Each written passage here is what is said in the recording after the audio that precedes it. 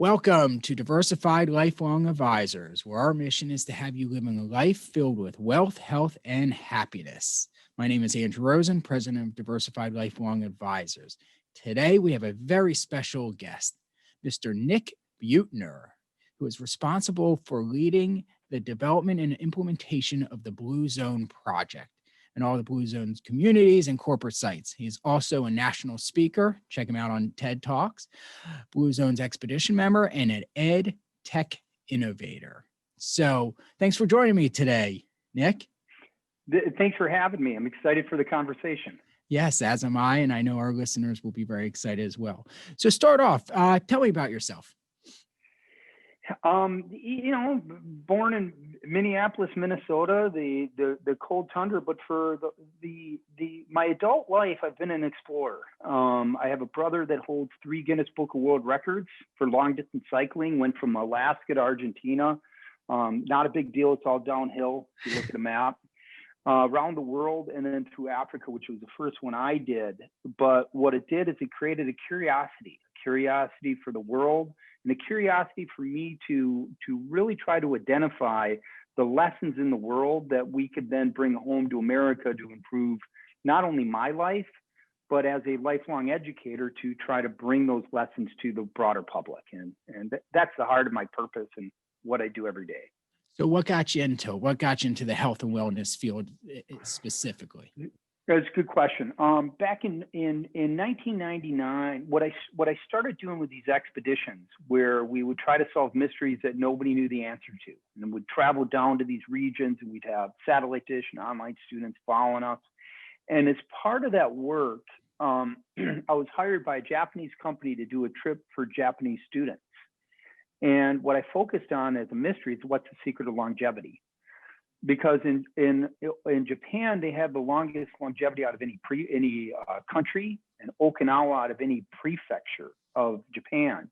So what I did is I went down there to really try to understand kind of what's the secret of longevity. And it just started this lifelong journey that my brother Dan and I have been doing over the last, 21 years now, 22 years. That's neat. Japan's on my short list. You have to go. Oh, I can't wait. I love sushi. That much I can tell you. So tell me about the Blue Zone movement. I've been a fan of it for some time now. It was introduced to me. I think it's a fascinating concept, and I know this is the heart of your mission. So tell us, me and our listeners, all about the Blue Zone project and mission. The Blue Zone Project, sure. The goal of the Blue Zone Project and of the work we do is to really try to empower everyone everywhere to live a longer, better life. To break that down a little bit, when I say to empower everyone, what we do is co-create opportunities, tools, and processes, and environmental changes to everyone everywhere, to all individuals, organizations, and communities, no matter what their social economic status is, no matter what their race is, with a goal of living longer, better. And because at the end of the day, longevity isn't just about our quantity of life, it's also about our quality of life. Now, the work that we do in communities comes from the research that Dan and I did to places around the world where people are living the longest life. Okinawa, Japan, that I mentioned earlier, Sardinia in Italy, Korea in Greece, Loma Linda in California, and the Nicoya Peninsula of Costa Rica. And 2 other things I'll mention just to kind of create the translation to the programs that we're doing now is through that research, we found 9 commonalities that flew through all those different regions where these people were living these longer lives. Average 10 times as many centenarians that we have here in America, with a fraction of the disease. And what we found is they had communities that were set up where people could walk and movement. They had pro-purpose. They focused on purpose and then identify what are those things that are important to you and how do I live them out every day of my life. They focused on a healthier diet with they weren't vegetarians or vegans, but they were pro-plant-based. At the end of the day, they put that piece of protein on their plate was a little bit smaller than we tend to do here in America, with a little bit more focus on the plants and the fruit, but I think what's most importantly is how they came together socially, how they focused on their friends, they focused on their family, they focused on developing a community that helped support well-being, that helped support longevity and helped support happiness. So we did this research to those expeditions, to those countries between 1999, 2009. And for the last 11 years, we've been bringing these lessons here to America with a focus on, when I traveled to these places, I never met one guy or one lady at age 50 who said, you know what, I want to go on that Blue Zone diet so I'd make it to 100. I never met anybody at age 50 who said, you know, I want to join that health club so I can make it to 100. Longevity was never something they pursued, rather it ensued because of their environment. So what Blue Zone focuses on with our community work is a multidisciplinary approach that focuses on how do we set up in communities environments, not do challenges, not say you got to run, exercise, but how do we set up environments where that healthy choice is the default choice, where it's easy, where longevity just happens because you're part of a community. Most of what you do is within a 20-mile radius where you live, where you work. If I can optimize that environment, then again, longevity just happens. And I know I'm rambling on a little bit, but at the end of the day, we're now in 58 communities across the United States, everything from small communities like Albert Lee, 18,000 people, all the way up to Fort Worth, Texas. And throughout all of our work, what we're seeing is amazing impact. In one community, a 72% reduction in childhood obesity. And now, what does it mean for that community 10 years down the road, 20 years down the road, when these kids are starting off healthier? You know, in another community, you're seeing healthcare claims drop. An organization that we work with in Naples, Florida, $27 million worth of savings with their health care. In another community, what you're seeing is more walkability, less hospitalization. But most importantly, it's those other stories around those individual changes. And we have thousands and thousands across our work across the United States of individuals who found purpose or have finally found that way to get healthy as a way to be able to spend more time with their family and their friends. And Andrew, if you want, I can share a video afterwards that you can share with your audience if you're interested. Sure. That I think would kind of give a good example of an individual whose life was impacted. It's a YouTube video. No, I'd love the link. I'll put it in my blog after the fact. So, okay. So if I'm hearing you correctly, Nick, the big keys to living a long life, enriched life, a happy life, according to your studies throughout the world, are living with purpose in a community, right? It's having diet and a reformed diet, and having more and putting more exercise, not necessarily exercise, but movement into your life. Is that a fair summation? Pro movement, pro purpose, pro diet. And when I say diet, it's both plant-based, but it's also, you look at the caloric intake that we've had in this country over the last 20 years, it's, you know, going through the roof. So how do we also not only eat healthier, but reduce the quantity that we're eating? And then the last thing is a pro-social that includes the focus on your family, those focus on your friends, those focus on those people that can drive a healthier support networks around our family and friends. Right, much harder in this Zoom world. You know, I agree. I thought it was simpler than that because I'm a big classic rock and roll fan, and Billy Joel told me that only the good die young. So I've been on this mission since I discovered him in grade school, that if I'm good, I'll die young, and otherwise I'll live a nice long life. But you're complicating my beliefs here. So which way are you going? Are you trying to die young, or? I'll let you know. So, okay. So you're I think that's a great message. You're well-traveled. You've seen a lot of remarkable stuff. Tell me a story or two, in a few moments or less here, that summarizes or is real impactful or can relate to your message from one of your expeditions? I know you've done almost 24 of them at this point. Sure, sure. Let me think of one. It's really interesting. What I'll do is I'll throw out a story from Loma Linda. We were actually shocked to find a blue zone here in America, especially when we arrived in Loma Linda. And the first two things you see when you arrive is a Del Taco and a Wiener Hut. You've now found America's blue zone. We're like going, oh my, we're done. But we met these guys, like this guy named Ellsworth Wareham. He was a 94-year-old multi-millionaire. When I met him, he wanted to build a privacy fence. And he calls up the contractor. Contract goes, it costs you $6,000. He goes, for that price, I'll build it myself. I'm not going to do that. And what he did is in the next 3 days, at 94 years old, was shoveling dirt and pounding in stakes, and he actually built this fence. And 3 days later, perhaps predictably, he was seen in the operating room.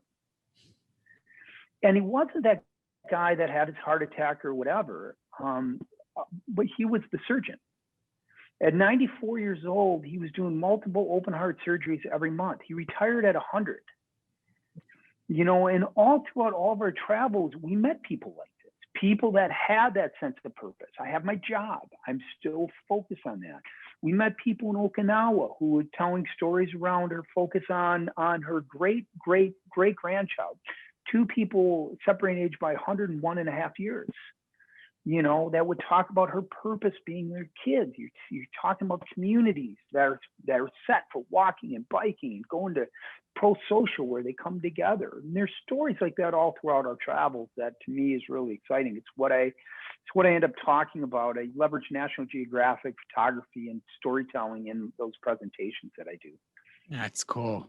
That's really cool. Well, I'm still not going to fire my landscaper, even though, even with this inspiring story. So our mission here at Diversified is living this life of wellness, of health, of happiness, and health. Tell me how you're hoping your message can really inspire that, I guess, specifically health and happiness. How have you seen those two things interconnected in your studies and your work and your passions? They're two, in some ways they're interconnected, in some ways they're different, right? So when you talk about health, we have a country here with a healthcare system that focuses on acute care. It focuses on waiting until you get sick and then you go to a doctor. It hasn't changed in thousands of years before we even knew what cardiovascular disease was, right? You go see a doctor if you're sick. And they do a great job if you're sick. But if you're at risk, but not yet sick or healthy, your relationship with the doctor doesn't do anything for you. I agree. So what healthcare systems here in America have tried to do is layer on coaches and you do your physicals and tell you, hey, you're at risk, you need to exercise more, but it misses behavioral science. I can go to you, I know I shouldn't eat a Big Mac every day for lunch. I know I shouldn't drink a big thing of smoke or smoke a cigarette, but we as individuals, we do it anyways, because at the time we do it, it doesn't kill us. I can eat a Big Mac every day for lunch for the next 10 years and not die. But eventually that action catches up to you and you have diabetes, you have that fourth alarm fire. So that's what I'm getting at when we start talking about how do you set up relationships in your community that support well-being. When you look at how are you looking at the places where you interact in your community, your work sites where you're spending most of your waking hours, your schools where your kids have 900 hours a week. How are you setting up environments that propose well-being, and then a culture and policies from your legislative leaders in your communities that drive it. People, place, and policy. That's what Blue Zone's focus on around health, and that's what I think we need to focus on. When it comes to happiness, that's an outcome of that. If I have a strong purpose in my life, I get up every day, I understand what are those things that make me tick, and I actually am living it out every day of my life versus just knowing it, then I'm happier. People who volunteer and give back are actually happier. What I talk about in the research that we've done around happiness is 4 things. Every day, individuals have to have something to do, something to look forward to, a way to give back, and someone to love. in their life. Those to me are those four really strong components that drive happiness. And if you can answer those questions and really live those questions out in your life, it's a foundation, I believe, in my opinion, for that happiness. I think that's awesome. I love that. Something to do, something to look forward to, something to give back, and someone to love. That now you're sounding like Freddie Mercury with Queen here. So, okay, there's two questions that I always like to put at the end of this interview. So one is, happiness is so important to us and our message. This is my outlet to try to help change people's lives and encourage ultimate happiness. What makes Nick happy? Honestly, two things. I love what I do. I'm the luckiest guy in the world. There's not too many people I know that get to travel the world and meet just incredible people, and then be able to live that, to deploy it and bring it back in a way that changes people's lives. But the other thing that really drives happiness is my friends and my family, and being able to really spend that quality time with them that reduces that stress, that reduces that piece where you just kind of do that time out, just do it. Like, one of the things that I got from Blue Zones is every summer I do a garden with my dad. And I not only learned from him canning and how to garden and all that stuff, but to just be able to spend that time with him as he ages, to be able just to do that. It just, to me, that whole world just melts away. That's awesome. That's awesome. And for those watching and listening at home, you don't know, but Nick is actually 112 years old as we speak. Looks fantastic. Nick, last question, and I appreciate your time. This is really impactful stuff. So, what is the one thing you want to leave our listeners with here today? What is that? Whether it's a tip, a message, something to go do, you name it. Yeah. It's going to be individual for everyone, because, we have this concept, the Power 9. You can go to bluezones.com if you want, but it all fits into that framework that I mentioned before, movement, purpose, the diet, and the social. Those are the lessons. But what we end up doing as Americans is we do two things. We try to do too much. We say we're going to do it all. I'm going to find purpose, and I'm going to go to the gym every day, and I'm going to go on a diet. I'm going to do all this other stuff, and it's a recipe for a disaster, because you're trying to just do everything versus focus on that one thing at a time. What are the one thing that you want to change and improve in your life when it comes to your health and your happiness, and focus on it. And the recommendation that I have is, don't think about it in terms of exercising, in terms of diet. Think about it in terms of, how do I set up my environment to make it easier? For example, if it's diet and eating healthier foods, look at what's in your counter in your kitchen. If it's a bag of chips that's there, when you have that impulse buy, that's what you're going to grab, is those chips.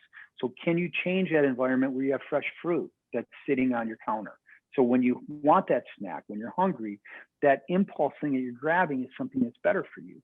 How do you design your refrigerator? Don't take the chocolate cake. We all love to eat, but what if that's hidden in the back, and what's at eye level and in front of you is that healthier thing? Grocery stores for years and years understand marketing and what's at eye level. Practice the same thing in your life. So, two things.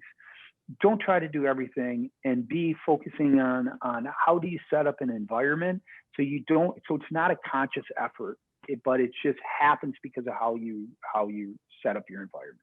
No, it makes complete sense, and it's powerful stuff. So, Nick, thank you. I'm sure our listeners will really appreciate this. This is really impactful to me. Like I said, I've been a fan for a while now. And why don't you tell everyone where they can learn more about all the good you're doing out there in the world, and maybe inspire them to make some changes? The best way to learn anything about Blue Zones is, two things. My brother Dan, I believe, is one of the most gifted writers that I know. He's written New York Times best-selling books around blue zones, around our research. The latest one he did is a cookbook where he went to all the blue zone things, understood what they've been eating for the last 100 years, and developed a very simple cookbook tied to it. And now he's doing another one. He has a 4-book deal.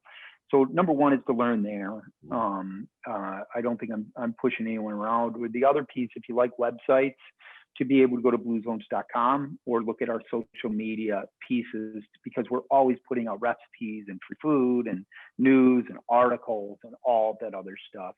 Last thing, if you're interested, I'll give it to you. My email address is nick@bluezones.com. Feel free, if you have a question, anybody can reach out to me. That's perfect. Awesome.